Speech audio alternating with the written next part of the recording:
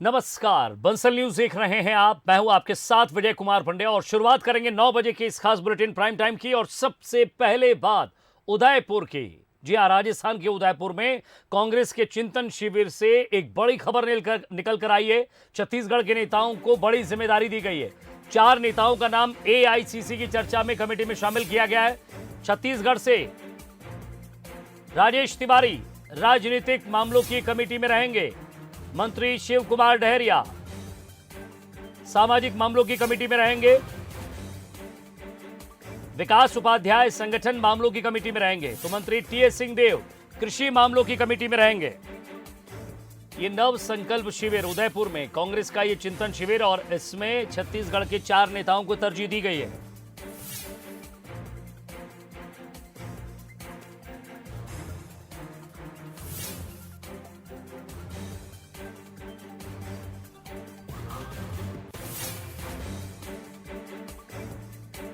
कुलेश्वर पांडे हमारे संवाददाता हमारे साथ जुड़ रहे हैं। कुलेश्वर, एआईसीसी में शामिल होना ये एक बड़ी बात होती है कि आप अगर एआईसीसी में शामिल हो रहे हैं यानी कि आप केंद्र की नज़र में हैं, केंद्र के उस संगठन की नज़र में हैं जो आपसे कुछ बेहतर काम लेना चाहती है। अब सवाल ये है कि 4 नेता इसमें शामिल किए गए हैं। टीएस सिंहदेव भी इसमें हैं, शिव डहरिया भी इसमें हैं, विकास उपाध्याय जो कि लगातार असम चुनाव से अगर देखें तो लगातार उनको बड़ी बड़ी जिम्मेदारियां मिलती जा रही है। साथ ही यहाँ राजेंद्र तिवारी, अगर मैं सही हूँ, राजेंद्र तिवारी है या राजेश तिवारी हैं? राजेश तिवारी। जी जी। देखिए, बिल्कुल लगातार अगर हम बात करें तो कांग्रेस पार्टी, छत्तीसगढ़ की जो कांग्रेस पार्टी है उसके तमाम नेताओं को बड़ी जिम्मेदारी निश्चित तौर पर दी जा रही है। हमने देखा था इसके पहले कि जो विकास उपाध्याय संसदीय सचिव विधायक है उनको एआईसीसी का महासचिव बनाया गया। राजेश तिवारी को यूपी का पूरा जिम्मेदारी दिया गया था चुनाव का। तो कहीं ना कहीं छत्तीसगढ़ के नेताओं का राष्ट्रीय स्तर में कद लगातार बढ़ते जा रहा है, और बढ़ना भी चाहिए, क्योंकि जिस तरह छत्तीसगढ़ में कांग्रेस सरकार काम कर रही है, लगातार एक भी चुनाव अभी तक हारी नहीं है। उस चुनाव से लेकर निगम का चुनाव तक कांग्रेस पार्टी बड़ी बहुमत से जीती। और जो रणनीति के तहत जो छत्तीसगढ़ के विधायक और मंत्री और सरकार काम कर रही है, तो तारीफ जो है अन्य राज्यों में भी हो रहा है। इसी के दरमियान जो है वरिष्ठता के आधार पे जो है इनको अलग अलग बांटा गया है। एआईसीसी के चर्चा कमेटी में शामिल किया गया है। जो राजेश तिवारी है उनको राजनीतिक मामलों कमेटी में वो रहेंगे। साथ ही मंत्री शिव कुमार डहरिया जो है सामाजिक मामलों की कमेटी में रहेंगे। विकास उपाध्याय जो अभी संसदीय सचिव है उनको संगठन के मामले में कमेटी रखी गई है। और कहीं ना कहीं तमाम लोग जो है अभी उदयपुर के चिंतन शिविर में भी मौजूद है। लगातार छत्तीसगढ़ किस रणनीति के तहत आगे बढ़ रहा है उस पर चर्चा की जा रही है। वहां और जो नेता है उनको बताया जा रहा है कि छत्तीसगढ़ किस रणनीति के तहत आगे बढ़ रहा है। तो कहीं ना कहीं बड़ी जिम्मेदारी दी गई है। निश्चित तौर पर ये जिम्मेदारी को पूरा वो निभाने की कोशिश करेंगे। जी, शुक्रिया कुलेश्वर इस तमाम बातचीत के लिए। तो उदयपुर की इस चिंतन शिविर में बड़ी जिम्मेदारी छत्तीसगढ़ के 4 नेताओं।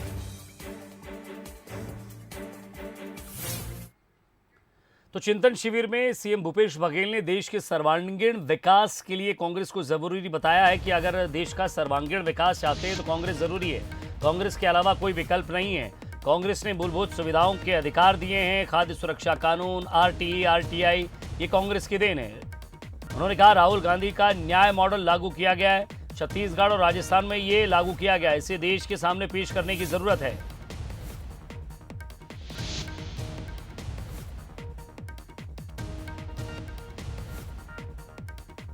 तो छत्तीसगढ़ और राजस्थान में इसे लागू किया गया है, इसे देश के सामने पेश करने की जरूरत उन्होंने बताई है। साथ ही कहा है कि देश को नई परिभाषा देने का समय आ गया है।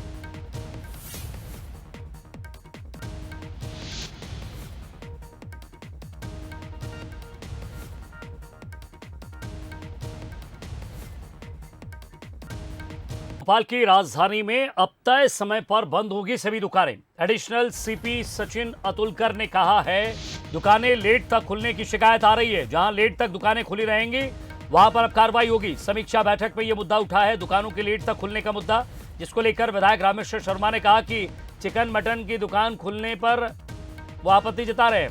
विधायक आरिफ मसूद ने शराब दुकान लेट तक खुलने पर आपत्ति जताई है।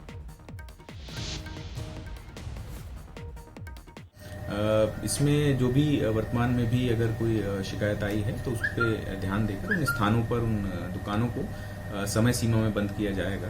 और जहां पर रात्रि के समय भीड़भाड़ होती है या नियम विरुद्ध वहां पर दुकानें खुली रहती है, पुलिस उसमें कार्रवाई भी कर रही है। कुछ बाजारों के स्थान पे कार्रवाई हुई है। कोविड के समय में भी ये नियम लागू किया गया था। तो वर्तमान में जो भी समय रहेगा उसमें निश्चित समय सीमा में दुकान बंद की जाएगी।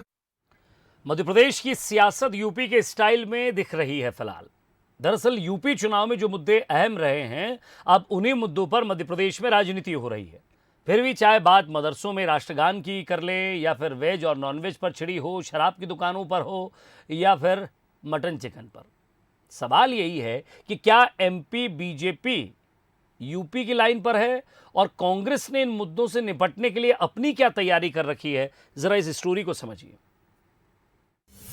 मंदिर बनाम मस्जिद, मदरसे बनाम स्कूल और अब वेज बनाम नॉन वेज।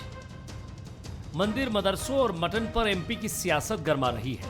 ये वही मुद्दे हैं जो यूपी चुनाव में खूब चले। मदरसों पर तो यूपी में सियासत की आग भड़क रही है और इस आग की तपन एमपी में भी महसूस की जा रही है। यूपी के मदरसों में राष्ट्रगान अनिवार्य करने के फैसले के बाद एमपी में इसकी चर्चा शुरू हो गई है। बीजेपी इस फैसले को मध्य प्रदेश में लागू करने के पक्ष में है। वहीं ज्ञानवापी मस्जिद जैसा विरोध उज्जैन में भी देखा जा रहा है। तो इधर बीजेपी विधायक रामेश्वर शर्मा ने मीट की दुकानों के खिलाफ मोर्चा खोल दिया है। जनगणमन होना चाहिए, सब जगह होना चाहिए, अच्छी चीज। मध्य प्रदेश में सभी जगह होना चाहिए, राष्ट्र का गीत है, इसलिए सब जगह हो, हम भी चाहते हैं सब जगह। राष्ट्रगान एक प्रेरणा है इस देश के नौजवानों के लिए। जिस राष्ट्रगान की थीम पर क्रांतिकारियों ने अपना बलिदान कर दिया हो इस भारत माता के लिए, आज हम यहाँ पर खड़े हैं तो उसके पीछे उन क्रांतिकारियों का बलिदान है जो राष्ट्रगान को गाते गाते अपना बलिदान करके चले गए। तो कहीं पर अगर होता तो क्या गलत हो रहा है? बिल्कुल होना चाहिए। और क्यों नहीं होना चाहिए? इस देश के अंदर राष्ट्रगान नहीं होगा तो और क्या होगा?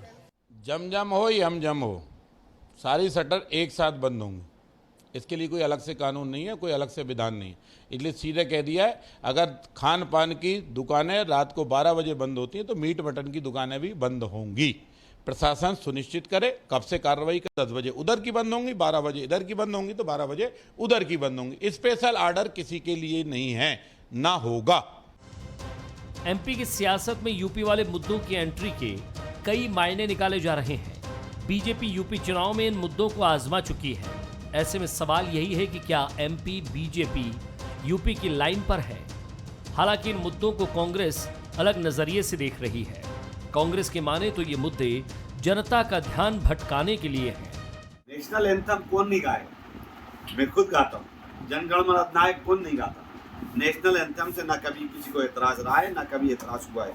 और आपको बता दूं जानकारी के लिए कि भोपाल की कजियात में 15 अगस्त और 26 जनवरी को कोई भी चला जाए, वहाँ झंडा फहराया जाता है, वहाँ काई साहब, मुफ्ती साहब, तमाम शहर के लोग मौजूद रहते हैं और नेशनल एंथम गाया जाता है। ये विवाद क्यों लाया जा रहा है, क्यों बेतुकी बात की जा रही है, मुझे समझ नहीं। राजनीतिक विश्लेषकों का मानना है कि यूपी और एमपी की परिस्थितियां दोनों अलग हैं, लेकिन 2023 को लेकर बीजेपी की अपनी रणनीति है। 51% वोट का उसका टारगेट है और कहीं न कहीं यूपी वाले मुद्दे उसकी रणनीति को मजबूती देंगे। इधर कांग्रेस में चिंतन मंथन का दौर चल रहा है। उदयपुर में सोनिया गांधी ने संविधान को खतरे में बताया। कुल मिलाकर चुनौती कांग्रेस के सामने है, क्योंकि उसे इन तमाम मुद्दों से निपटना है। Bureau report, Bansal news. चलिए अब आपको दिखाते हैं वो दिलचस्प जूते जो खस्ता हाल है, लेकिन इन जूतों की कीमत किसी गहने से कम नहीं है। आखिर क्या है इन फटे हुए जूतों का मामला, जरा इस रिपोर्ट में देखिए। आप फैशनेबल दिखने के लिए क्या करते हैं? ट्रेंडिंग कपड़े पहनते हैं, अच्छी एक्सेसरीज यूज करते हैं और मुमकिन हो तो महंगे ब्रांड से परहेज नहीं करते। लेकिन अगर फैशन के नाम पर अगर कोई इंटरनेशनल ब्रांड आपको फटे पुराने या सड़े गले लगने वाले शूज बेच दे तो क्या आप खरीदेंगे? और अगर मैं कहूं कि इन जूतों की कीमत कई हजारों रुपए में है तो क्या आप यकीन करेंगे? लग्जरी ब्रांड और फैशन कंपनी बैलेंसियागा ने एक ऐसा जूता बनाया है जिसको देखते ही सोशल मीडिया पर बवाल उठने लगा। कंपनी को इसके लिए भारी ट्रोलिंग का सामना करना पड़ रहा है। दरअसल कंपनी ने पेरिस स्नीकर कलेक्शन जारी किया है। नाम तो क्लासी है, लेकिन जूतों का लुक एंड फील बहुत ही फटीचर टाइप है। कलेक्शन में जो शूज शामिल किए गए हैं वो काफी घिसे हुए और फटे नजर आते हैं। अब फैशन के नाम पर कटी फटी जीन्स तक तो कूल टाइप फील होता था, लेकिन इतने खराब जूते, एकदम फटे हाल और जर्जर। अब मजे की बात सुनिए, कंपनी ने इन खस्ताहाल जूतों के 100 पेयर निकाले हैं, यानी कि ये एक लिमिटेड एडिशन कलेक्शन है। मतलब कि इन जूतों को खरीदने के लिए बड़े पैसे चुकाने पड़ेंगे जनाब। कीमत भी सुन ही लीजिए। इन शूज का प्राइस 625 अमेरिकी डॉलर यानी 48,279 रुपए है। इन फटियाल जूतों में पैर डालने के लिए कई लोगों की तो पूरी सैलरी कम पड़ जाएगी। अब ये so called limited edition launch तो हो गया, लेकिन कंपनी को इसके लिए खूब खरी खोटी भी सुननी पड़ रही है। सोशल मीडिया पर तो भाई साहब बैंड बजा दी है लोगों ने। कुछ यूजर्स ने लिखा कि जूतों को एक बारगी देखने पर लगता है कि इसे किसी कचरे के ढेर से निकाला गया है। वहीं कई यूजर्स ने कहा कि दरअसल बैलेंसियागा ने ये जूते रिलीज कर पब्लिक को ट्रोल किया है। कुछ यूजर्स लिखते हैं ये बैगर लोगों के जूते से भी खराब है। कुछ ने कहा कि ऐसा लग रहा है कि बैलेंसियागा ने जूतों को उठाया और आग में फेंक दिया। वैसे इस घनी बेइज्जती से कंपनी को कोई फर्क नहीं पड़ता भाई। वो तो कह रही है कि ये इन शूज की क्लासिक डिजाइन है जो मेडिवल पीरियड के एथलेटिक्स को प्रदर्शित करती है। ये शूज ब्लैक, व्हाइट और रेड कलर में अवेलेबल है। इनके सोल और आगे के हिस्से में सफेद रबड़ लगी हुई है। इन जूतों को देखने पर ऐसा लगता है जैसे पहले किसी ने इन जूतों को पहना हुआ है। फिलहाल ये शूज यूरोपियन मार्केट में अवेलेबल हैं। मिडिल ईस्ट और अमेरिकन स्टोर में ये शूज 16 मई से मिल सकेंगे। वहीं जापान में ये 23 मई से मिलेंगे। ऑनलाइन इंटरनेशनल स्टोर से दुनिया भर के लोग इसे खरीद सकेंगे। ओ मतलब ये इंडिया में भी मिलेंगे। और रायपुर से एक बड़ी खबर, वीवीआईपी सुरक्षा के साथ खिलवाड़ हुआ है। एक बड़ी खबर मिल रही है। विमानन विभाग के पत्र में एक बड़ा खुलासा हुआ है कि हेलीकॉप्टर के टेल रूटर हब की लाइफ खत्म होने के बाद भी उड़ान जारी थी। अब समझिए कि 2 पायलट जिनकी मौत हुई कल, और बताया जा रहा था कि इस हेलीकॉप्टर को लेकर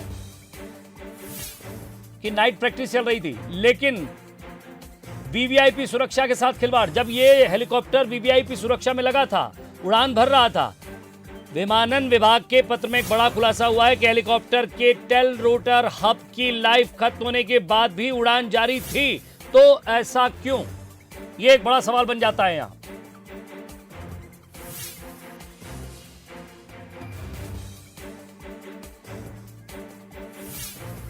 और ज्यादा बातचीत के लिए हमारे साथ स्टेट एडिटर आदित्य नामदेव हमारे साथ जुड़ रहे हैं। आदित्य, टेल रूटर हब बताया जा रहा है कि लाइफ खत्म हो चुकी थी उसकी। ये टेल रूटर हब है क्या, किस काम में आता है? और दूसरा ये कि जब इसकी लाइफ खत्म हो चुकी थी और इसकी लाइफ खत्म होने के बाद 2 लाइफ खत्म हो चुकी है, इसका जिम्मेदार कौन है, इसके पीछे का कारण क्या है?